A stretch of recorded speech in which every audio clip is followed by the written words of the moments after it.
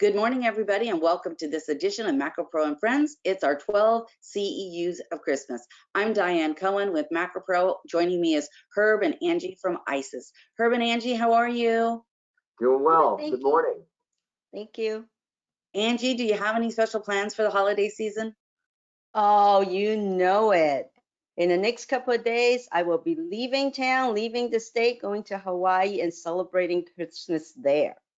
Well, we're so happy that you're going to spend one of your last acts before you go on vacation with us. Yeah. And Herb, what about you? No big plans.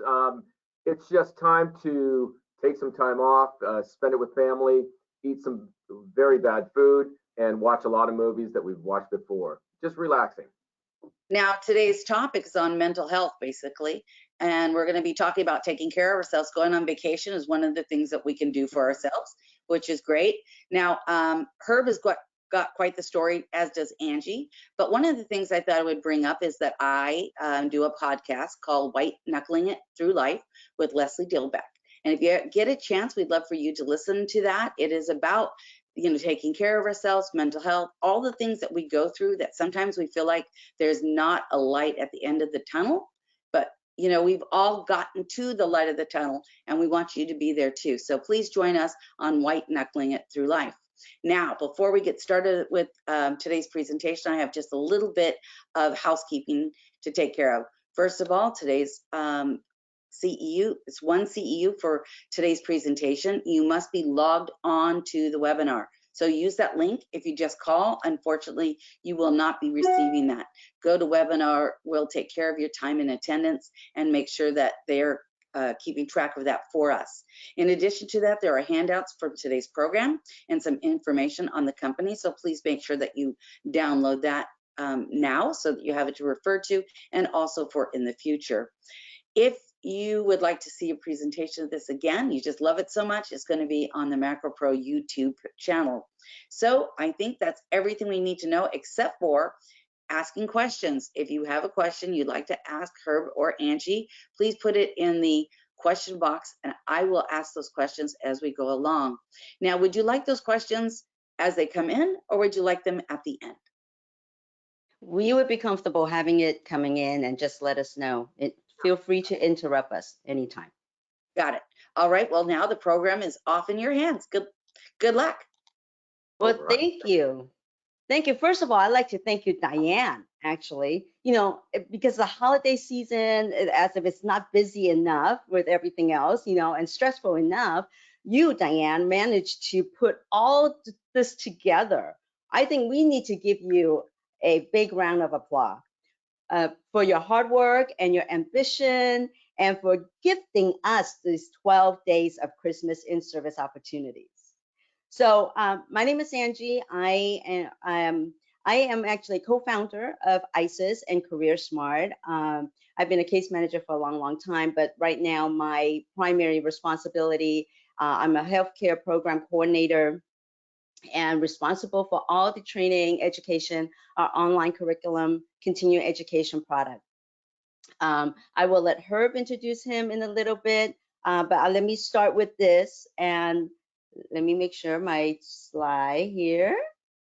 So our topics on promoting healthy habits of mental wellness. So we are on the third day of the 12th day of Christmas, right? So the three French hens, how do you guys like that? Here's Herb, Angie, and Diane. So I love the holidays. Getting together, the decoration, the celebrations, but not everyone agrees with me. And because holidays are stressful and, typically there's a lot of drama, right? So in this hour, we want to include a conversation here with you to this very important topic about mental wellness.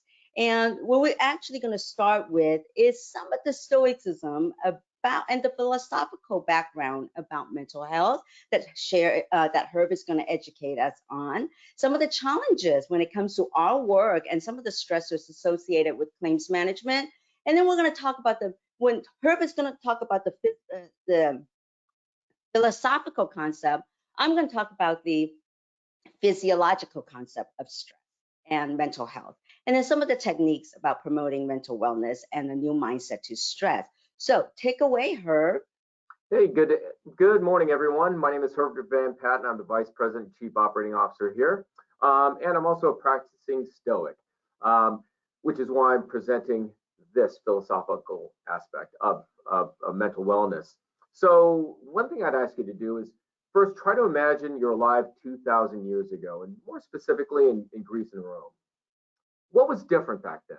What are you worrying about on a day-to-day basis? What are your challenges that occupy your time and attention, and how do you cope with it all? So one thing is, what you might be noticing is that while the world is different back there, technologically speaking, humans aren't. And whether this comes as a nice thought or maybe as a not so nice thought, the one thing that hasn't changed is the human condition. And if we go back 2,000 years ago, what we see is that while times were different and things were different, human beings, our cousins from days of past, were still consumed with the day-to-day worries that we still have today. So what I'll be doing in this first part of the presentation is sharing a bit about how 2,000 years ago the Stoics approached achieving mental wellness and what we can learn from them. And while the lessons we can learn from Stoicism are actually universal lessons and can be found in many religions, many philosophies, I particularly like the Stoics because the lessons are pretty straightforward, easily applicable, and for someone like me, I would call it an idiot's guide to mental wellness and balance. So as we go through this presentation, I think you'll find that you're already familiar with and may even be implementing some of the philosophies and principles that the Stoics used 2,000 years ago to find balance in their lives. So with that said, what is Stoicism? Well, it was a 3rd century school of philosophy. It was born in ancient Greece and Rome. And while there were many Stoic philosophers, there are 4 major Stoics. And as you'll see from left to right, it starts with Zeno of Citium, who was born in 335 BC, and he's considered the founder of Stoicism. Next to him is Seneca, the younger. He was born in 4 BC. He was a Roman statesman. He served emperors Claudius and Nero. He was a writer and one of the wealthiest Roman citizens of his time, kind of like a Bill Gates or Elon Musk of his time. Next to him is Epictetus, who was born in 50 AD. He was actually born into slavery, and little note on him, the master who owned him was somewhat of a cruel person, and he actually disabled Epictetus by twisting his leg to the point where it snapped in many places. He was disabled for the rest of his life, but he was able to rise from slavery to the dominant voice of Stoicism of his time. And finally, you have Marcus Aurelius. He was born in 161 AD. He's considered one of the last of the good Roman emperors. If you saw the movie Gladiator, you'll see who succeeded Marcus, and that was his son Commodus, who was somewhat of a schmuck to the point of he actually started the downfall of the Roman Empire. But enough of him. Stoicism itself is built around the framework of 4 virtues: wisdom, justice, courage, and moderation. So distilled to its essence, Stoicism is about minimizing negative emotions and trying to maximize the gratitude and joy that we can find in the world. It includes practices in mindfulness and really focuses on living a value-based life. And it's also a tool to amplify human experience, both internally, but also externally. Now, by looking at these 3 features, think about our current wellness industry. See any correlation? Also, if you are familiar or you've heard of cognitive behavioral therapy, CBT for short, it is actually rooted in Stoic philosophy. While CBT was created in the 20th century, it reaches back 2,000 years ago to really bring to the modern world the principles of Stoicism and how to use that using logic and reasoning to overcome emotional difficulties. And for CBT, the problems are broken down into 5 main areas: situations, thoughts, moods and feelings, physical reactions, and behavior. Keep that in mind as we move forward in the presentation. So, if there's one core question posed by Stoicism, it is this: what's in my control? I know we've heard that time and time again, but that was, and that remains, the main question in Stoicism.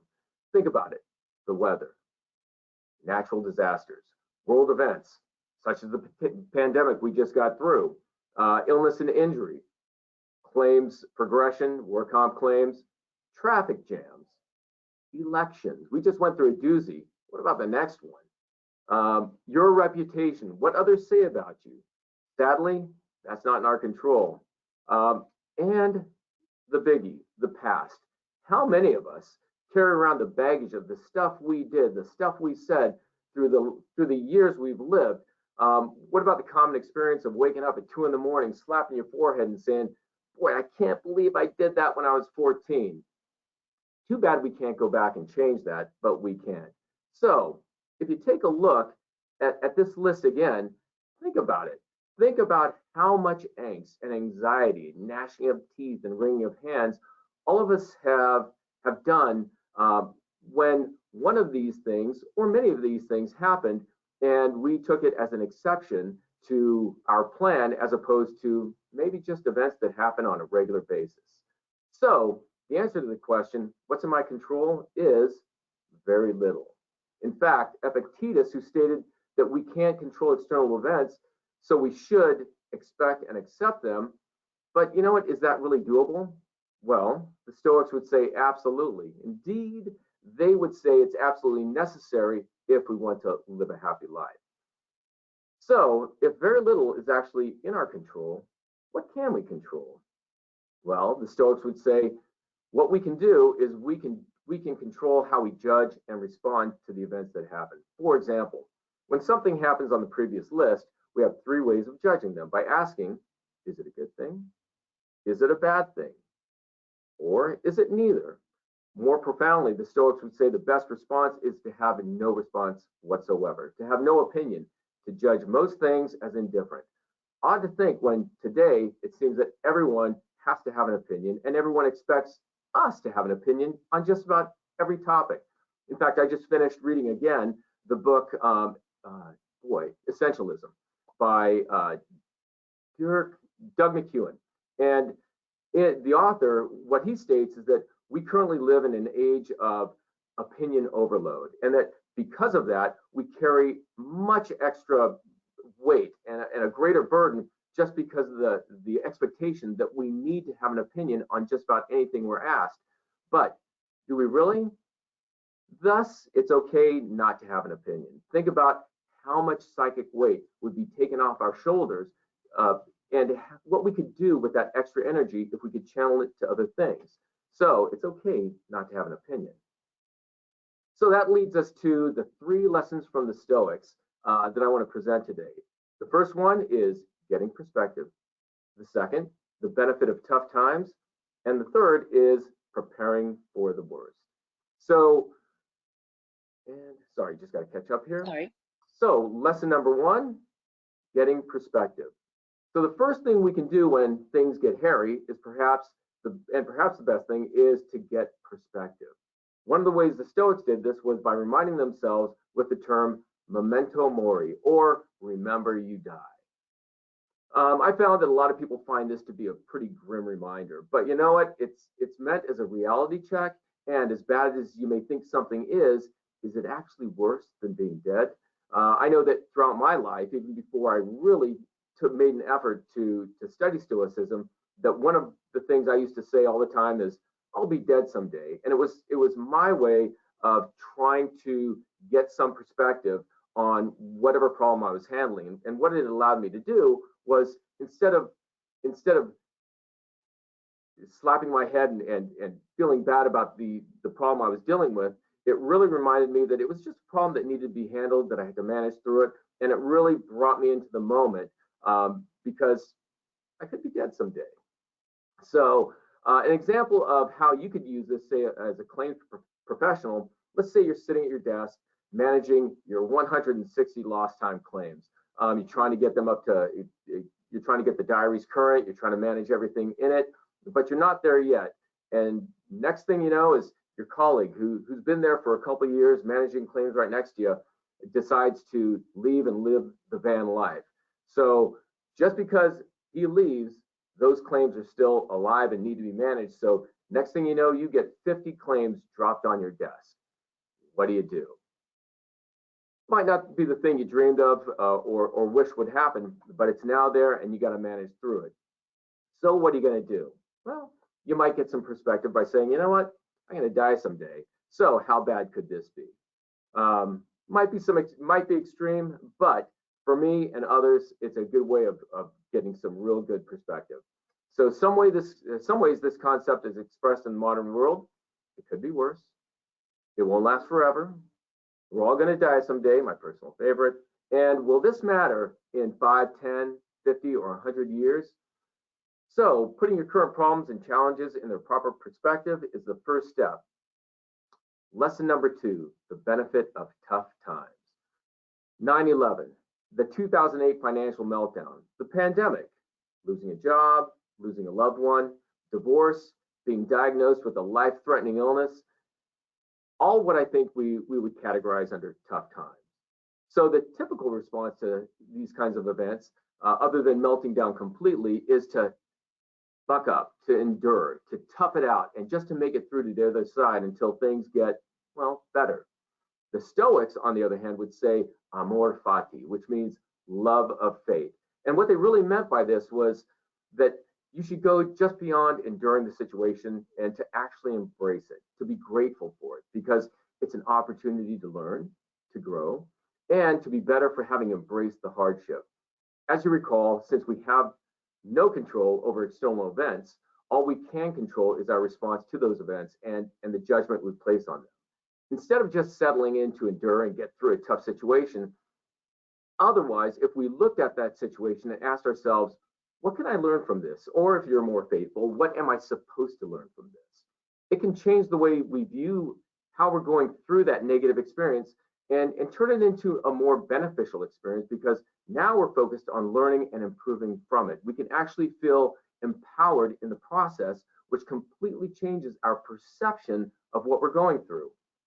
Now, if we go back to that example where your good buddy just left you to live the van life and you're taking on 50 of his very poorly managed claims, because even though he just left, he's been living the van life in his head for the last few months. So those things are a mess.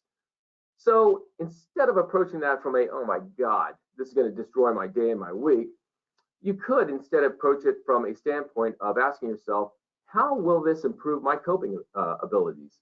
How will this increase my skill set? How will this help strengthen my professional story so that when I'm asked about prior challenges, say if I'm up for a promotion, this is going to be a great example highlighting my capabilities of handling complex challenges and problems. So some of the ways this concept is expressed today: what doesn't kill you only makes you stronger. There's no growth in comfort, no comfort in growth. I've had that in my profile on LinkedIn for over 20 years now. The obstacle is the way. We get that straight from Marcus Aurelius. And from those poets in camouflage, our great United States Marines, embrace the suck. So viewing every event, especially the bad ones, as a learning opportunity is the second step. Lesson number 3, preparing for the worst. The third thing we can do, especially when things are going well and we're between those tough times, is to begin to prepare for the next event, because it's not a matter of if we'll see another tough time, it's only a matter of when. The Stoics use the term premeditatio malorum as a reminder to prepare for such events, which translates to the premeditation of evil. In other words, the Stoics were always in the practice of visualizing the possible negative events that might befall them, from plagues to invasions to the destructive whims of an evil emperor, or whatever it was they had to worry about in the ancient world. For us, it could be a car accident, the IRS finding taxes we didn't pay, our house burning down, a catastrophic earthquake. It goes on and on. But whatever the calamity, if we can think it, we can at least begin to plan and prepare a contingency should it come to pass. Great. However, we'll be more prepared if we're thinking ahead, planning ahead, and thinking of how we might respond to that. So for example, if you like watching baseball, you'll see that the players in the field seem to be just standing around waiting for the ball to be hit. And when it does, they spring into action. But what we don't see is all the training and coaching ingrained in each player to visualize the what ifs, every possible play that might happen. What if the ball is hit into right center? What if the runner on second tries to steal third? What if the batter hits a bunt? They visualize every possible play that could happen. And then when it happens, they're prepared. So your example, claims professional, you've managed those extra 50 claims, things are back in control. You've got a little bit of time where you can just take a breather and relax. So what do? Well, given what you've just been through and the new lessons you've learned, you can start prioritizing for that next event, whatever it might be. Maybe somebody else wants to leave for the van life, and now you're taking on their claims load. By taking the lessons that you learned from what you've just been through and applying them forward, you can start to plan for any eventuality. And if and when it happens, you'll be better prepared for it. So some of the ways this concept is expressed in the modern world: hope for the best, prepare for the worst. Expect the unexpected. If this, then that. Let our advanced worrying become advanced thinking and planning. This comes from Winston Churchill. For those who know him, he was able to get England through the Second World War. He was also a modern Stoic and a practitioner of Stoicism. So as the saying goes, forewarned is forearmed. Prepare for the worst, so the worst doesn't get the best of you. And that's lesson number 3. So what are the big takeaways? Well, changing our perspective can be the biggest game changer towards better mental wellness. Tough times are really great opportunities for looking and growth if we could just see them for what they are. And in those in-between times, between those bad, tough events that we have to respond to, plan ahead to prepare for the worst. So with that, I'll hand it off to Angie, who will show us some of the practical applications of these concepts in our everyday lives. Thank you very much, Herb. I've known Herb for a long time. Hold on just a minute. The PowerPoint just went to sleep. I've known her for a long time, but I just never knew that you have such a strong philosophical view about things. I especially like that principle of amor fati. I hope I pronounced that correctly, love of faith.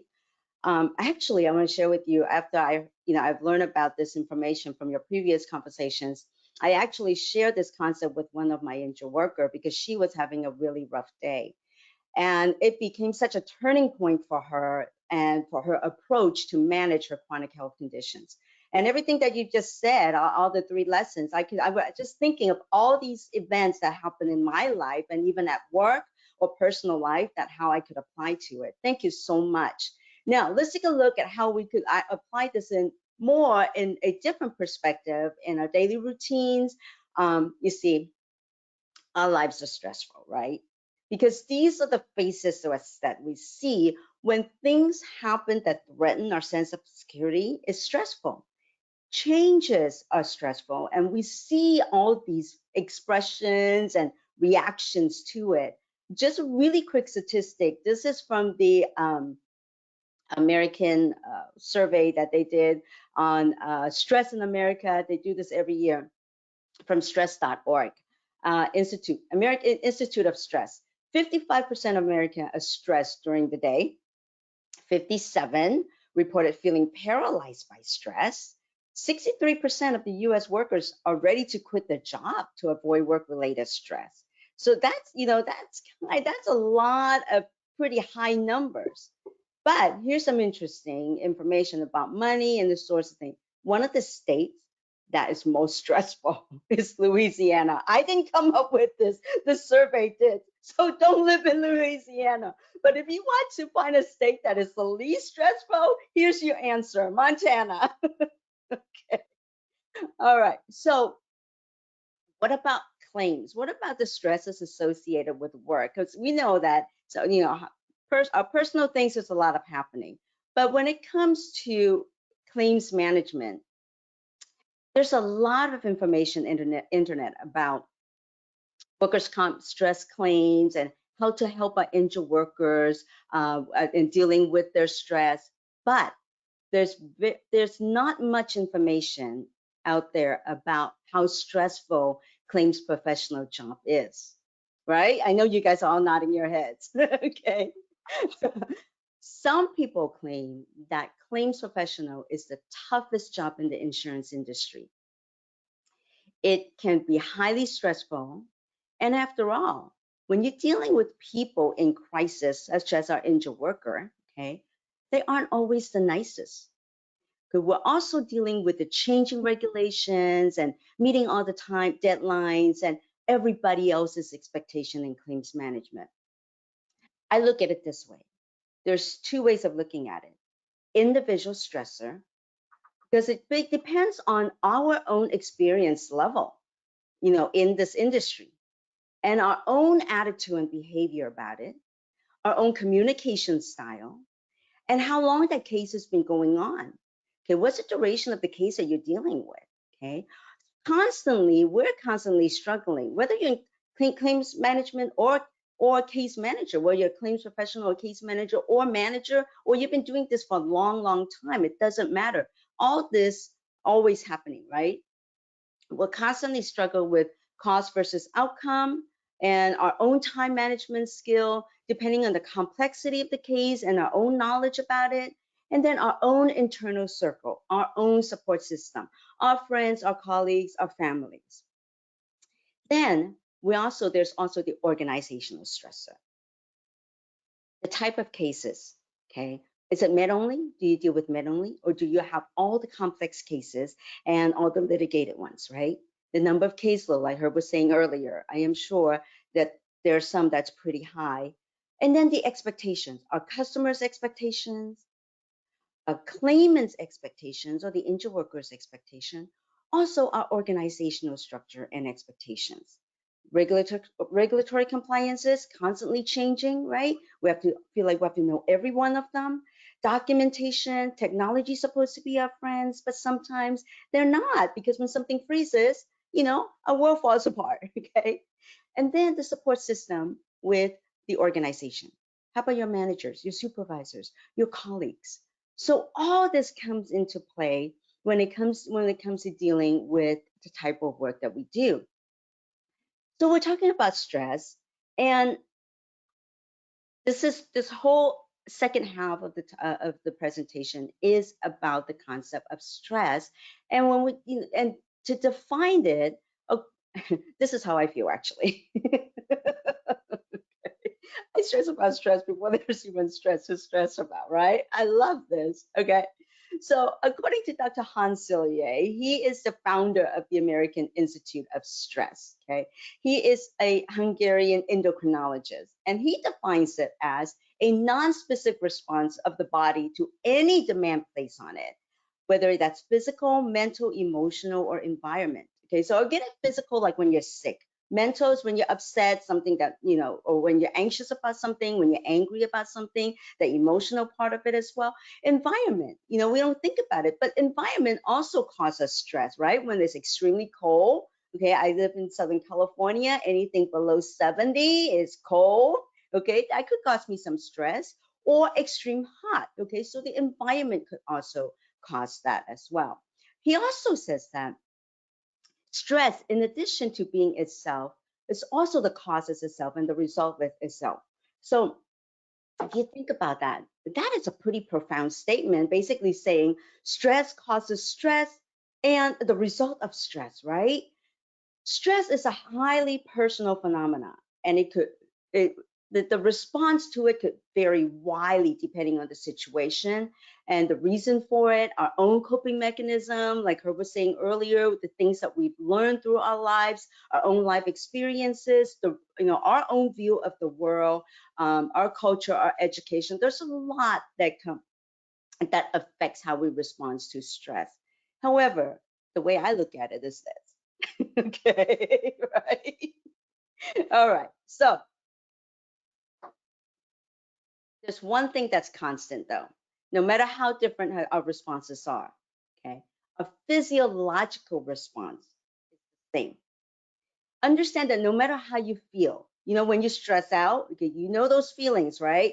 Sometimes it's your heart is beating. Sometimes when it's that instant, your heart is beating like really fast. I know for me, and I actually get like a feeling of flush. I don't know what it is, but I get, you know, really flustered, and all the emotion comes, right? It's okay. Understand that this is a normal response to any kind of stressful situation. Okay. So physiologically, what is really going on in our body when there's a stressful situation? You look at this beautiful tiger in front, staring in front of you. What are you going to do, right? Are we going to fight it? Are we going to run away? And some people, they actually freeze because they're so overwhelmed by the situation that they just don't know what to do. Okay. So what happened is in our brain, there's this limbic system. Okay. And we call that the emotional brain because it's within the part of the brain called the amygdala. And it is our emotional center that senses our, you know, that gives us our anger, our happiness, our anxiety, but all that emotions that come into place. What happened is that it alerts certain part of a brain called the hypothalamus.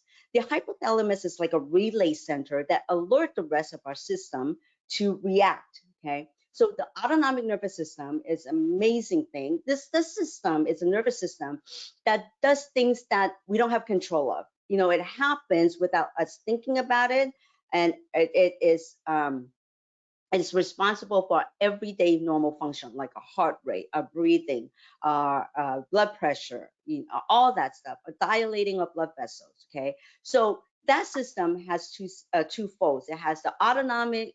I'm sorry, it has the sympathetic and the parasympathetic system. The sympathetic system is basically the ones that gives us that surge of energy. You know, our heart rate goes up, our breathing goes up, our blood pressure, and then the parasympathetic system basically say, oh, wait a minute, whoa, you know, you are really working up here. Let's calm you down. So our body is designed to work um, um, homeostasis, you know, the homeostasis to keep things in balance, right? While this is going on, there's stress hormone that's being released. And there's several different kinds, but most predominantly is the adrenaline that you hear a lot about, which is synonymous with epinephrine or the cortisol. But the adrenaline is what gives us that energy to the increased breathing, the also help with the sympathetic system and the heart rate, and to give us more alert in response to that situation. Where the cortisol is also give us the releases more sugar to our body so we could react to either fight or run away. Okay, so that's the whole fight and flight response system. However, when it comes to our response to stress, our body doesn't know. It responds the same way, whether it's happy stress, which is eustress, or distress. Okay, when you're getting married, my God, is that stressful? Having a baby, right? That's stressful. Buying a new house, getting a new job, getting a promotion. Those are all eustress, happy stuff. But our body responds the same way because it is stressful. Same thing with distress. Okay. The other thing that our body doesn't know the difference when it responds is whether it's real or perceived. Real stress when you're seeing your neighbor's house burn down, okay? That's real. Or perceived stress when you think about something that may stress you out, or you're watching a movie, our body responds the same way, okay? When you're watching something that's really nervous and exciting, right? Okay, so thing is, chronic stress is unhealthy. When a body is overreacting to stress and these hormones and these responses are constantly staying in our body, that's chronic stress, and it's very destructive to our brain and our body. Okay, so for example, in our brain, it's very destructive to our hippocampus cells. The hippocampus is responsible for our learning, our long-term and short-term memories, and the prefrontal lobe, okay, are also interrupted. The prefrontal lobe is here and is responsible for our decision making, executive functions. Okay, so this is what happened if you think about it. When you are under stress, and you ever find yourself like, I can't concentrate, I can't remember things, or I can't remember what someone was telling me. So this is what's happening, to our brain cells. Also, prolonged level of the stress hormone is also very destructive to other neurological effects. For example, some studies have suggested that chronic stress affects early onsets of dementia or Alzheimer, mood disorder, depression, PTSD, sleep disturbances, of course, all that. So this is the effect on our brain.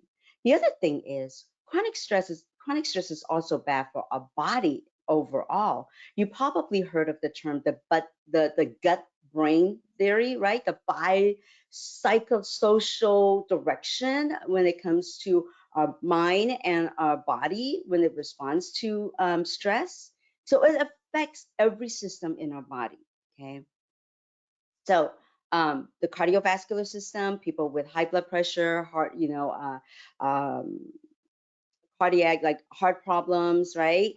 Digestive, for example, maybe like the irritable bowel syndrome or gastric ulcer, musculoskeletal effects. I mean, I'm sure you all feel this, that tension right in the back of your neck, okay, aches and pains, headaches, right, okay, reproductive system, sometimes, it affects both male and female in terms of reproduction or their monthly cycles, urinary problem, more prone to infections, endocrine, same thing, the metabolism is affecting the metabolism, diabetes and all that, and the respiratory, for example, some people get into like the asthma and other respiratory distress orders. So it really affects our entire system with chronic stress. So stress is bad for us, right? We've been told to avoid it. Don't talk about it, because it makes you look weak. Don't look at it because, don't listen to it. Just bury your head in the sand. Just avoid it. It's going to go away, right? It's not going to happen, okay? But we've been told, find ways to reduce your stress and try different types of stress management. And but the thing is, chronic stress also leads to burnout, okay? So burnout is kind of defined like you're completely drained of all energy, physical, emotional, mental energy. And so a lot of people think that work is the primary source of burnout. That's not true. Okay, so you kind of have to think about it because, for example, someone who is a caregiver, let's say you are a family caregiver for someone with chronic illness, you could certainly get burnout. Okay, or you are in a never-ending bad relationship. Okay, people could get burnout. Okay, so, and I've just gone through telling you how the hormones bad for our body and for our brain, right? But there is a growing number of research and experts and psychologists in this field are saying, maybe we're just looking at this all in the wrong way. Maybe stress isn't that bad for us. Maybe we should embrace it. It's like, oh my God, Angie totally lost it. I'm going to blame it on her because she just gave me all those principles. I'm going to embrace it. Okay. So, one of the specialists, Dr. Kelly McGonigal, I'm not sure if you guys may have heard of her book called The Upside of Stress. She is a psychologist at Stanford, and along with other specialists in this field, are talking about this embracing stress. So what they're talking about is this: the power of perception. Our mind is a powerful thing. So embracing stress, what they're saying is cultivating our mindset and reversing our negative perception of stress to a positive one. And I think this is why I really love that amor fati herb. It's because this is exactly what they're saying, right? Embracing it, changing your perception to that situation. Well, let me ask you guys this. How many of you think that stress comes from a situation that you're in? I know I can't see you. Some of you guys, yeah, right. They can type something into the chat line, and I'll read you their comments. Yeah, yeah. How many? I mean, you could certainly type something or share with us, your thoughts along the way what we're talking about. But so some of you may think that way. But what if I were to say that your stress actually comes from the thoughts or the perceptions you have about that situation? And it's not the situation in itself. Case in point, same roller coaster ride.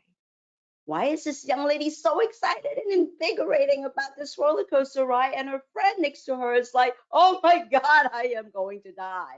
This is not fun at all, right? Most of us have the mindset that stressful situation is debilitating. But if you think about it from a different perspective, our body is actually built and designed to help us to respond in stressful situations. For example, those hormones and the autonomic nervous system we're talking about, the surge of energy that's released to help us is intended to protect us. Okay. Like for example, have you think of a time when you're excited about a new project and you're doing something new? Okay, though that's happy stress, right? Okay, but it gives you that energy. You're focused, you have a lot of ideas, and you're energized and come up with some really good plans. And some of you guys, now, maybe the one that wait till the last minute to finish a project, but you did a darn good job of it. It's that surge adrenaline, right? That is helping you to do that. So, stress is not bad for you. Don't avoid it because sometimes it really is a protective mechanism for us. So, I love this as well. This is so true. One of her colleagues, stress is inevitable when you're living a life that's connected with things that you care about. How true is that? Let's think about that, right? Things that I don't care about doesn't bother me at all, right? All right. So, how do we change? How do we change our perception to it then? Herb talked about earlier about looking at from a different perspective, changing our perception. And so that's first we need to do, right? And the amor fati, the what is that? The faith, right? Love it. Yes, the love of faith. Okay. So accept it. If it rains, enjoy it. Okay. We're not talking about denying the situation. And it's not realistic to think that we could avoid stress. Okay. So let's accept it. It's happened. But we could choose, we can't choose that situation, but we could choose how we respond to it. That's right, Herb, that's in our control. He mentioned about taking control. Things that happen outside of our control, we can't do anything about it. Your friend that left and dumped you with the 50 cases, but we could respond to it differently.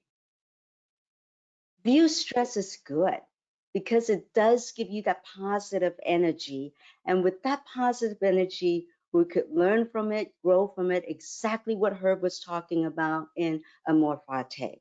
It is part of our life, but that doesn't mean that we have to be helpless about it.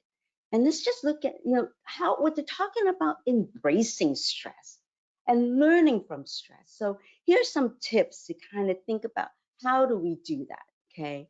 Earlier, earlier Herb mentioned about how we judge to respond to an event.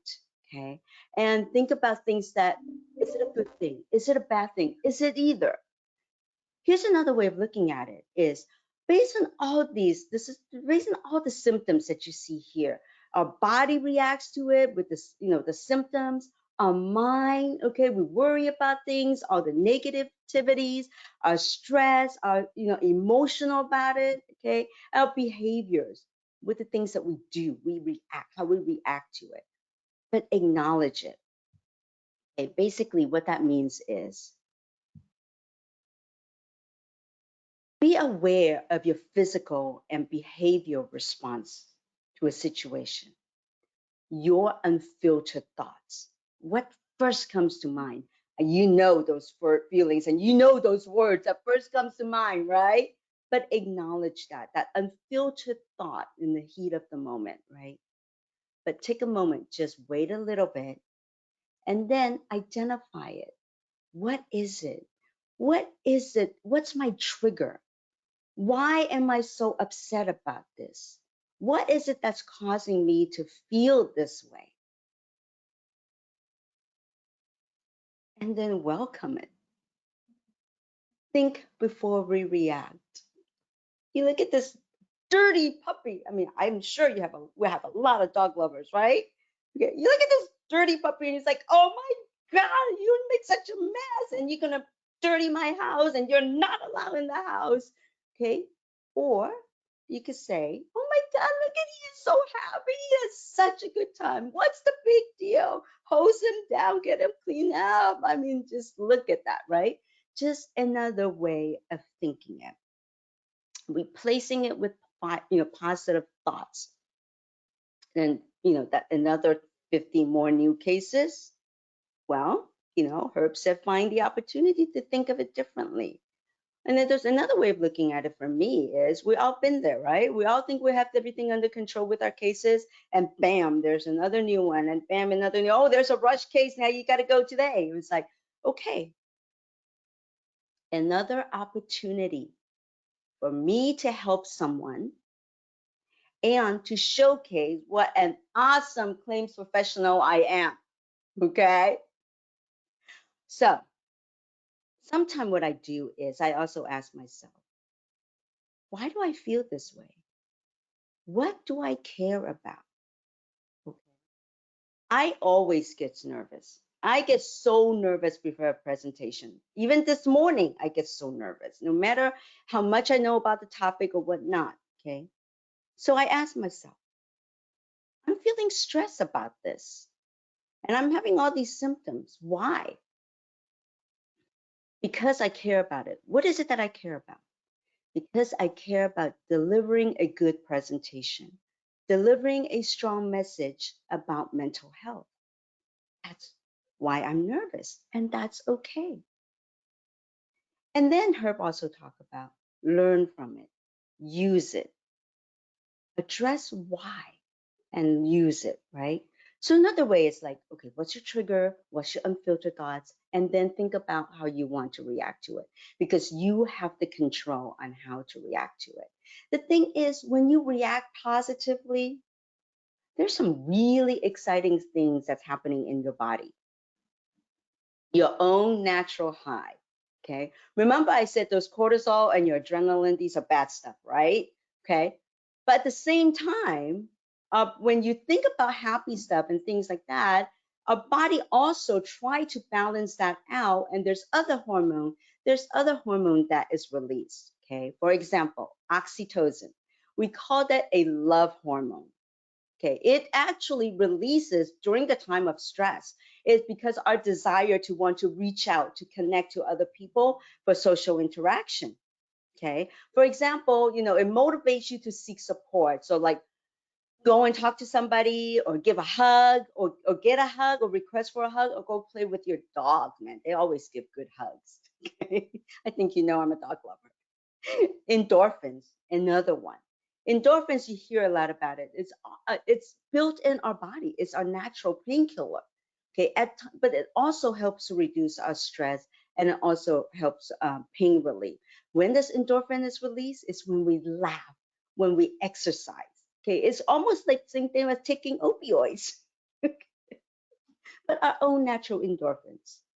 Serotonin, we hear this a lot as well, right? It helps your sleep because it is a mood stabilizer.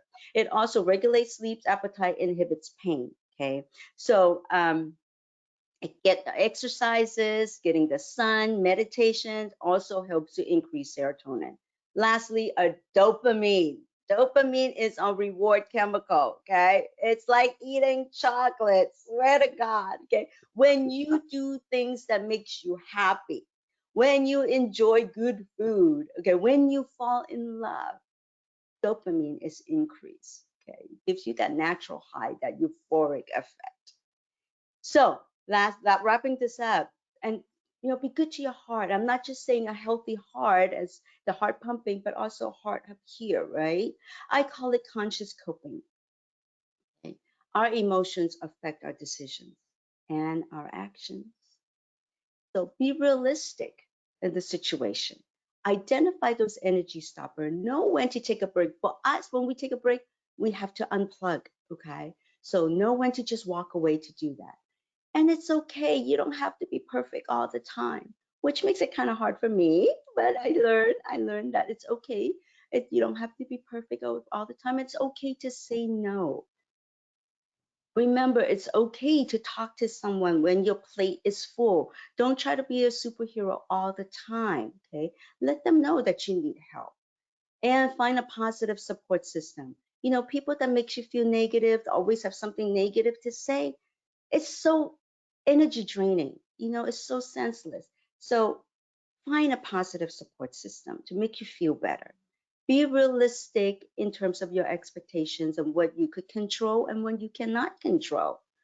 And it's okay to give occasionally. I'm not talking about donation and charitable contribution. I'm talking just let it go. Okay, it's okay. You don't have to win every argument. I like to tell my husband that he is wrong all the time. Okay. But it's okay. It's okay. I've learned it's okay. He could be right sometime. Okay. So that, and avoid negative outlet. Music is the best thing, right? I don't know anyone who doesn't enjoy music and different types of music and positive self-talk. Okay, yes, we all need that, and I never realized how helpful that was until I start talking to myself. And I usually don't do that, and I start talking to myself. What's even better is when you start answering to yourself, right? Oh, such a good job, good for you. Okay, so in conclusion, don't blame others. Don't just work harder, because don't blame others. First of all, you have the control of you have control of your responses to it. Don't just work harder and longer. Okay, work smarter. Don't self-medicate the negative stuff, right? Don't neglect your own needs and interests. Okay, and just remember that our, your body responds the same way, whether it's real or perceived stress. So change our perception, reframe our thoughts to that situation.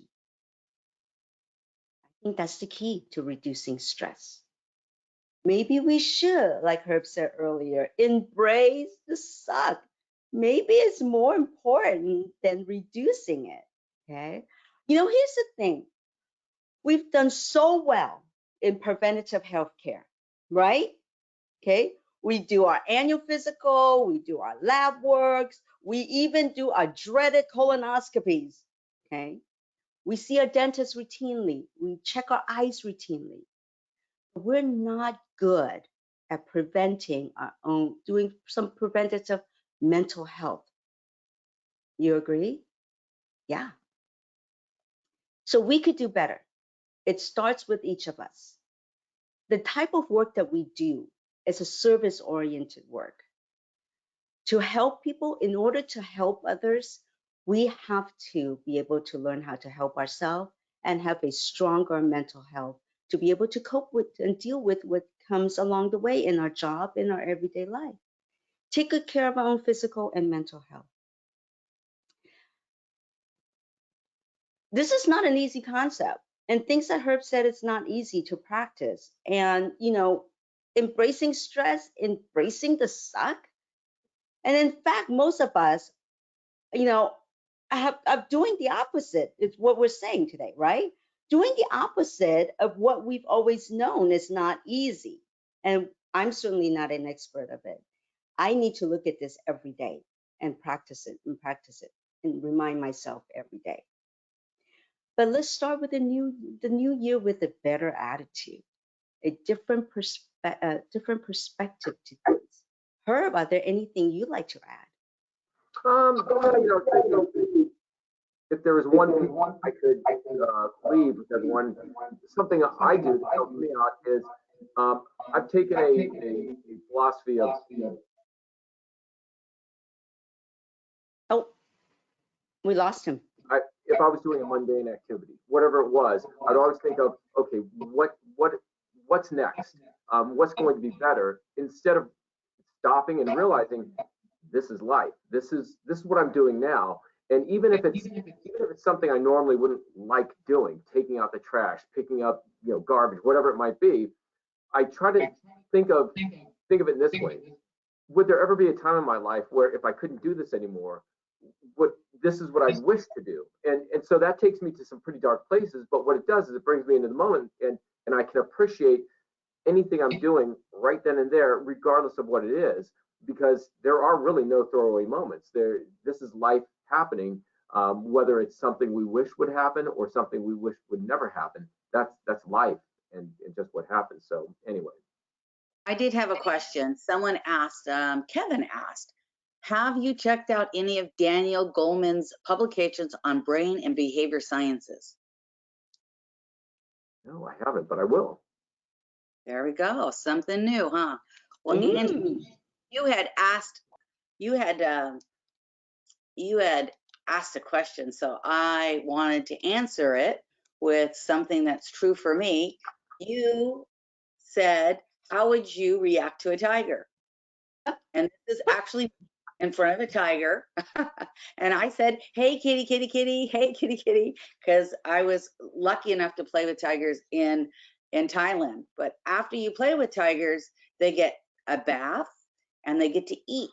So I had and you'll see there's nothing on this tiger. There's no chains, no nothing on this tiger, but he's eaten away. So I just thought I would share that with you guys, something a little bit different since you asked that question. All right, well, everyone, I wanted to thank you all for joining us today, and for Angie and Herb for joining us, giving us your insights. We do have many people who said thank you for the presentation, that it had, a really good discussion, and they appreciated that. We are going to have another one of our 12 CEUs of Christmas this afternoon. It's going to be on dental care, so if you haven't signed up for that, you certainly may. And we will see you at the next Macro Pro and Friends. Remember, your CEU will come to you in 1 hour via email. Make sure you download that as soon as you receive it. Until next time, bye-bye, everybody. Happy holidays. Happy holidays. Thank you.